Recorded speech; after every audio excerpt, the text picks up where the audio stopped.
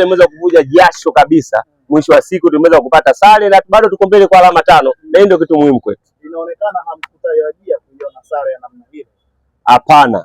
Malengo yetu makuu mechi ya jana ilikuwa ni kumfunga yule mtani wetu. Lakini kwa sababu amejitutumua, kwa sababu ni mtu wa kukamia kamia. Mtoto mdogo siku ni mtu wa kukamiaga mechi. Kwa hiyo amekamia kwa mtu mzima, tumeonyesha sisi Yanga ni watu wa design gani. Dar es Salaam Africans ndio club kubwa all above in East Africa. Mpaka sasa hivi hakuna timu yoyote ambayo inaweza kuongea zidi yetu kwenye ligi ya NBC hata kwa CRDB. Tumewapa salamu ni kwamba sisi ndio mabingwa wa NBC msimu wa 2026 kwenda 2027. Wanasema haijaisha mpaka iishe, mpaka tamati ya ligi kuu Tanzania bara. Alama 5 si nyingi. Bado kuna watu wana imani wana uwezo wa kwenda kuifunga Yanga. Nani kufunga pake kengele? Nani? Ni Azam, TRA au ni nani? Sisi kila siku tunawaambia usipende kuchokoza ugomvi wa kumtuma mwenzako. Wewe mwenyewe kama umeshindwa kupambana na mimi, nani anaweza kunizuia mimi? Yaani sasa hivi Yanga kila mechi kwetu ni finali. Kwa hiyo nawasihi sana mashabiki, wanachama na viongozi popote walipokuwa duniani, ni muda sasa wa kuipambania klabu yetu kwa kila mechi. Tuongeze jitihada za dua na maombi, wasajili wasipate majeraha mpaka dakika ya mwisho tuweze kuchukua ligi ya NBC. Bwana, tuzungumzie hili hapa. Jana kuna baadhi ya viongozi mmoja alionekana akinyanyuka kwenye benchi la Yanga Africans na kwenda kumwaga maji kwenye goli ambalo walikuwa wakishambulia Yanga Africans. Unaona kama ulozi na Yanga Africans ni jambo ambalo linaendelea. Huu mchezo si kitendo cha kuungwana kabisa kwenye soka. Ule sio ulonzi. Alafu yule vile vile unaweza ukasema ule sio uchawi, sio ulonzi. Wao sio kuja na maji ya blue. Dar es Salaam Africans mkuja na maji meupe. Na ndio maana chumba chetu kubadilishia nguo ilikuwa White House. Kwa hiyo ilikuwa blue versus white. Mwisho wa picha tumeweza kuona maji meupe yameweza kufanya kazi yake. Lakini all in all ile ilikuwa ni mind game, kuwachanganya baadhi ya mashabiki pamoja na viongozi na wachezaji wao, kuonyesha kwamba sisi mind game za mitindo hiyo tunaziweza. Lazima wachanganye. Ujue mtu yoyote ambaye unajua anaishi maisha ya kichawi chawi, ili ujue kama yeye naye ushirikina ameuendekeza. Chota tawi wako kwenye mchanga, ataanza kujifikiria yule anakwenda kunifanya nini. Kwa hiyo muda wewe unafikiria ina kunifanya nini, ndio muda mimi niloutumia kurudisha zile goli, na Allahumma haula, wamshukuru sana Mwenyezi Mungu. Prince Mpumelelo Dube dakika zile za mwisho alipata moja akakevu ikaenda nje. Tunajua kama goli lilihamisha kwenye mfumo na majao ya blue, ila siku zote kwenye nje ya uwanja hakuna wa kutuweza. Bwana, tuzungumzie White House. Inaonekana hamkutumia vyumba maalum vilivyotengwa kwa ajili ya mchezo, mkaenda kwa nyumba ya jirani kwenda kutumia nyumba nyeupe ambayo mlikuwa mmeweka hema yenu na kuifanya kwamba pale ndipo sehemu pa kubadilishia nguo. Ile ambacho mmekiamini. Ile sio nyumba ya jirani. Ile ni nyumba ya Dar es Salaam Africans. Sawa Maana ukisikia Dar es Salaam Africans popote na pokwenda inakuwa ipo nyumbani.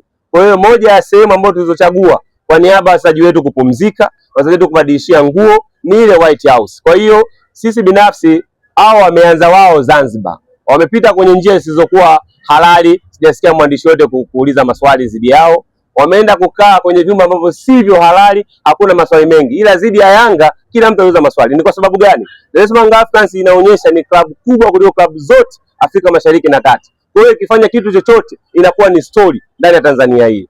Tunachoweza kuambia tumefanya vile kwa sababu katika ule uwanja wamefanya vitu vingi sana vya ulonzi vya kishirikina. Kwa hiyo sisi wenyewe ni watoto wa mjini, hatuwezi kutishwa na vitu visivyokuwa na msingi. Tumechungulia, tumenusa, tumeona hatari, tumeamua kujiweka pembeni. Sisi wenyewe wakali wa hizi mambo. Kama wewe jicho lako unaona hapa na hapa, sisi tunaona hapa na Mwanza hapa tulipo sasa hivi. Kwa hiyo sisi wenye uwezo wa kuona mbali tumechungulia, hatari ilikuwa kubwa zaidi. Sasa wameona mind game yao walioitengeneza kutufelisha wamefeli, wamekimbilia kwenye lile jumba. Tunachowaambia ni kwamba kwenye lile jumba sisi tulikuwa pale sehemu yetu ya ibada. Maana mechi ilikuwa saa 12, tulisahau kuswali ile swala ya jioni. Kwa hiyo baada ya mechi tukaamua kurudi kule kwa sababu kule ndio sehemu safi. Kulikubakia kote huko kulikuwa na harufu ambazo hazijulikani ni za design gani. Ambazo hazijulikani. Kwani wewe Simba huwajui? Simba ndio timu ya kwanza Afrika Mashariki na Kati yenye tuzo ya uchawi Afrika. Hawamlijui hilo. CAF waliwapiga faini Simba karibu milioni 200. Kwa sababu gani? Maisha yao ni maisha ya ulonzi.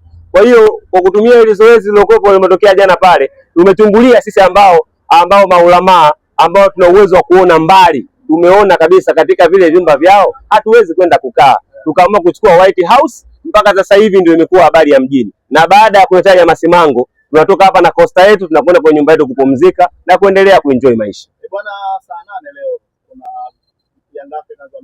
exclusive. Wakaachia kitu cha Alan Okello.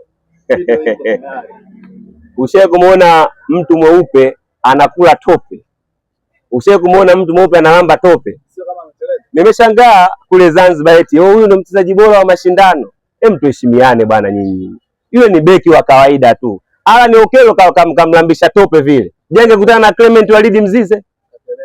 Hajateleza. Yaani washukuru Mungu kuna baadhi ule uwanja bwana jana uwanja ule bwana mbovu umepelekea mpaka dabi kupoteza mvuto. Wewe mechi ya Simba na Yanga huwezi kupeleka kwenye uwanja kama ule. Ni kujivunjia heshima tu.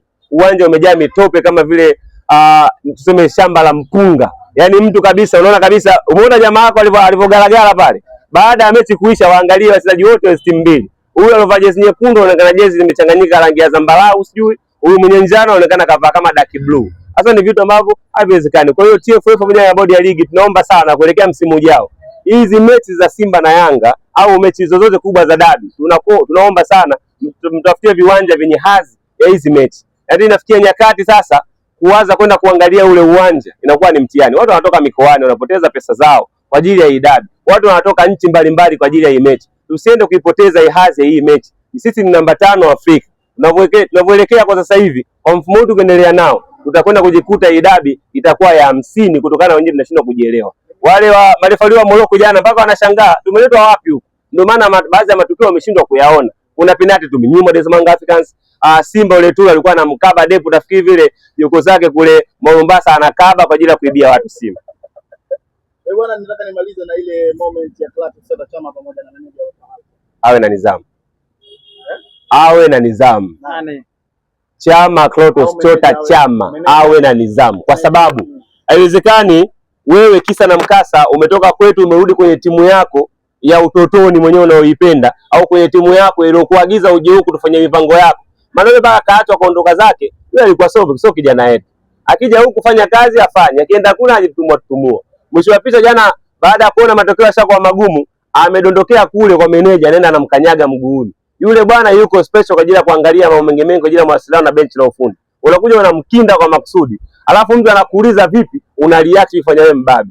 Sisi Dar es Salaam Africans hatuje kuwa waoga na hatuje kumwogopa mtu hata siku moja. Kwa hiyo Clatous Chota Chama alichokifanya jana, sisi kama mashabiki kwanza tutaanza kumunfollow watu wote. Hatuna hatakuwa tena katika mfumo wake. Kwa sababu nidhamu imekuwa mbovu na huko alipokuwepo endelee kujitutumua. Tunachoweza kuambia ni kwamba umekuja Yanga kujifunza mpira, sasa mpira umeshaufahamu. Endelee kusema kwa timu ndogo. Hana haja kusabia Simanga fasi. Goli bora. Sasa lile goli ndo haya ninayokuambia mzee wangu. Sawa? Ile goli bora la msimu kafunga katika staili gani kwa mfano? Kwa sababu tukiangalia kwenye lengo muhimu kabisa. Jana wale marefali wenyewe wazungu na sio ndo kutoka Morocco, macho yao yalikuwa yaoni vizuri mbele. Ile goli ukilitazama kabisa ilikuwa offside, clear offside kabisa. Sawa? Lakini mwisho wa picha kaachwa na vile vile baada ya kufunga ile goli Chama akaenda kubadilisha bukta. Sasa sijajua nini kilimkuta nyuma ya makalio yake. Hiyo pigia mstari. Asante sana.